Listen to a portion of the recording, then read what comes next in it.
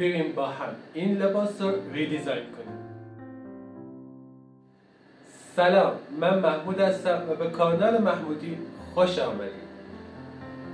من تازه که کارمو شروع کرده بودم، خیاطی رو شروع کرده بودم، دست به یه دیوانگی زدم و این لباس رو با توجه به آموزش‌های یوتیوب و اینستاگرام دوختم.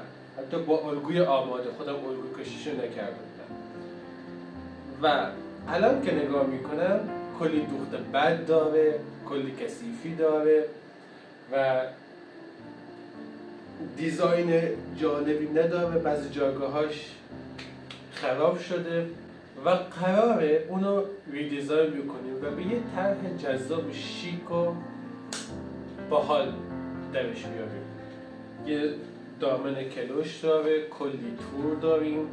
حالا تورشو نمیتونم حالا چجور استفاده کنم، هیچ ایده ای ندارم واسش، ولی راجع به ساتنش یه سری ایده ها دارم، طراحی رو انجام دادم و کلی گلم درست کرده بودم، براش گلاشو جدا میکنم، شاید برای کاری دیگه استفاده بشه. و این بوستیه، حالا من هیچ ایده راجع به این بوستیه ندارم، تغییرش بدم، نگهش دارم، چی کارش کنم.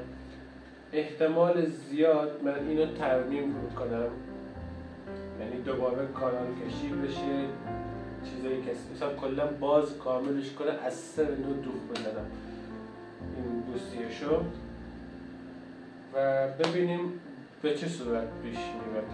ولی من بوستیه‌ای که برای این ریدیزاین رو در نظر گرفتم کاملا متفاوته. بذار دیزاینش رو بدم. یه همچین دیزاینی در نظر گرفتم. یه همچین دیزاینی در نظر گرفتم، یه همچین بوستیه‌ای، اما تزیینات به چه صورت باشه هیچ ایده‌ای ندارم. حالا دامنش کوتاه باشه یا بلند، بازم هیچ ایده‌ای ندارم که ببینم پارچه به چه صورته و چجوری کارمون رو راه میندازه. اوکی، بدون مدلی بریم این لباس تغییر بدیم.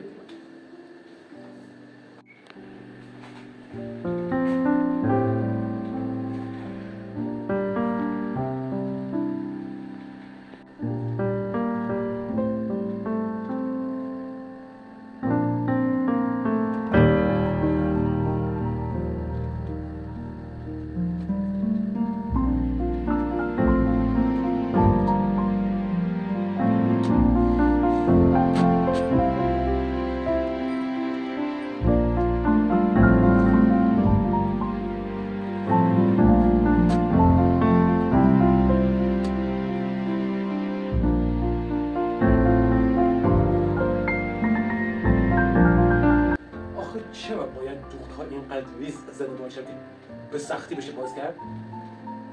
مردم؟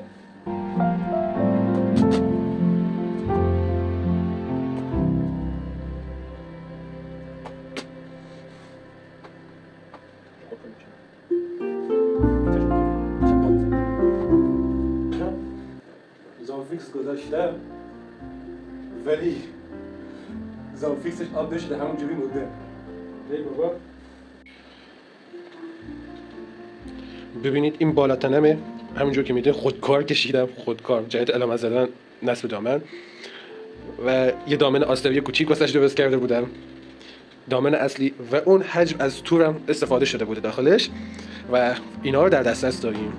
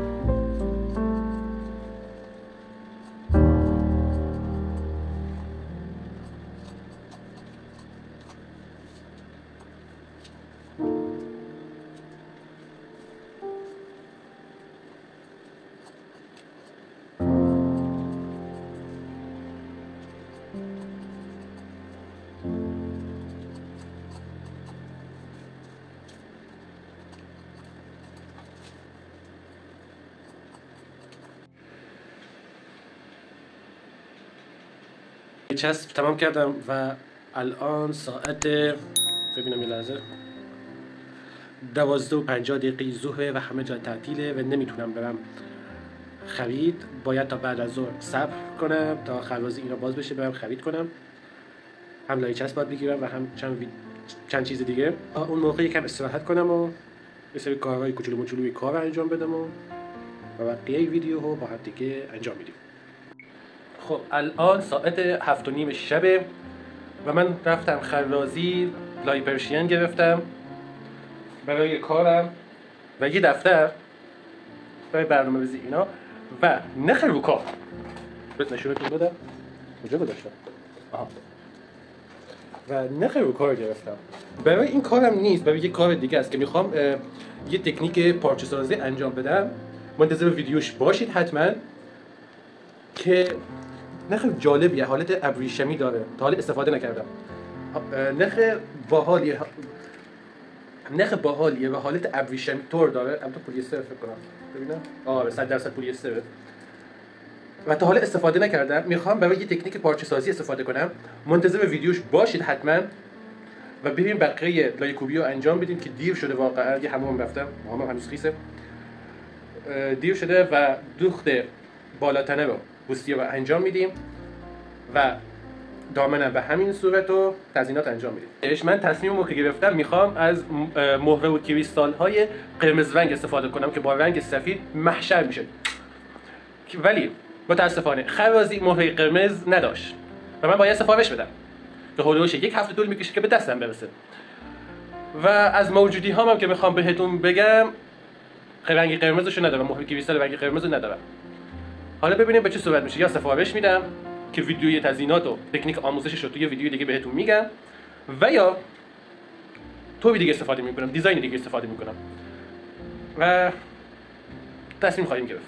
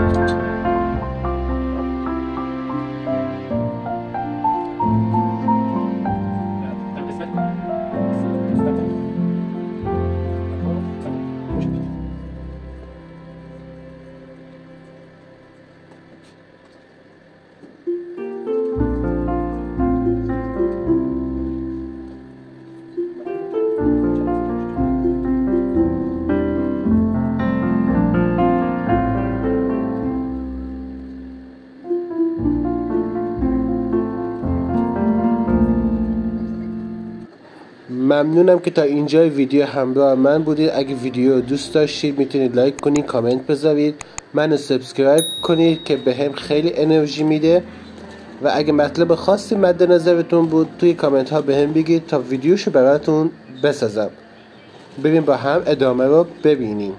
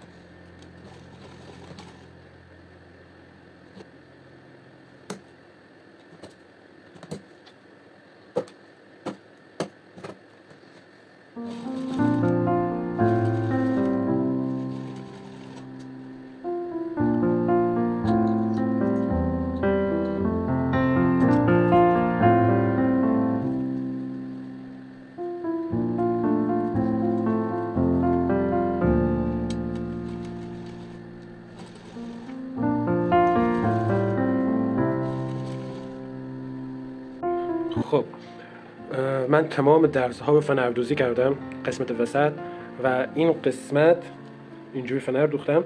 خب یه نکته باید واجب این فنردوزی بگم. خب در این قسمت حلالی به این صورت یا شما میتونید به فنرتون چرت بزنید که حالت این حلالی بگیره، خب، یا میتونید این از این قسمت از این گوشش ویش ویش بکنید، مقدار یه فنر رو بکشید که حالت قوس به خودش بگیره. سعی کنید قوس فنر که میخواید بهش بدید با قوسی که روی قسمتی که میخواید دوخت بکنید یکی باشه. خب در این قسمت سینه، چون اینجا در قسمت بالا حالت قوس داره، اینو باید اعمال بکنید همین قوسو. این قسمت مال من این مقدار حلالی داشت، در این قسمت اعمال کردم. توی این قسمت مقدار خیلی کم بود، من اومدم چرت زدم که کفایت میکرد. البته اینجا میتونستم چرت بزنم ولی من خودم اومدم چون می‌خواستم فنرم یک دستر باشه اونو قوس دادم بهش، یکی از فنرها کشیدم قوس دادم و به این صورت میذاریم روی مانکن، اتو کشی میکنیم.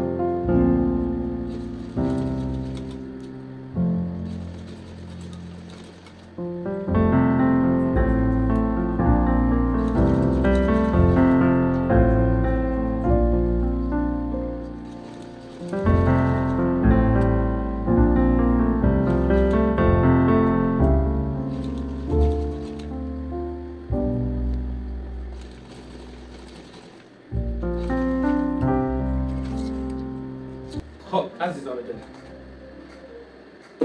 یاها ویدیو پرش خورد متوجه هم. متاسفانه گوشیم پر شد و مجبور شدم حافظه ما این مقدار خالی کنم بریزم توی هارد و نتونستم ویدیو بگیرم در حین آماده سازی تا این بوسیه و بوسیه رو تکمیل کردم. فقط این پانچه پشتش نخورده که اونو ببندن تمام میشه و اتوکاوی نیاز داره و خیلی شدید، چون اتوی من اتوی قدیمیه متاسفانه خیلی خوب نتونسته اینو اتو بکنه. خیلی اتوکاوی مهمه. همونجور که میبینید در این قسمت ها این مقدار چین چروک وجود داره که با یک اتوکشی مناسب همین میریم سراغ دامن. اوکی؟ من اینو بذارم کنار تا دامن رو بیارم. ما یه دامن کلوش داریم. اوکی، ببینید با کمری بزرگ چون نصفش رو برای بوسی استفاده کردیم و قراره به صورت چینی به این صورت براش یه دامن درست میکنم. اوکی؟ من کمری رو آماده کردم. البته خیلی وقت پیش بود کمری کارم، تمیز دوزش انجام میدم و دامن رو چی میدیم و بهش وصل میکنیم.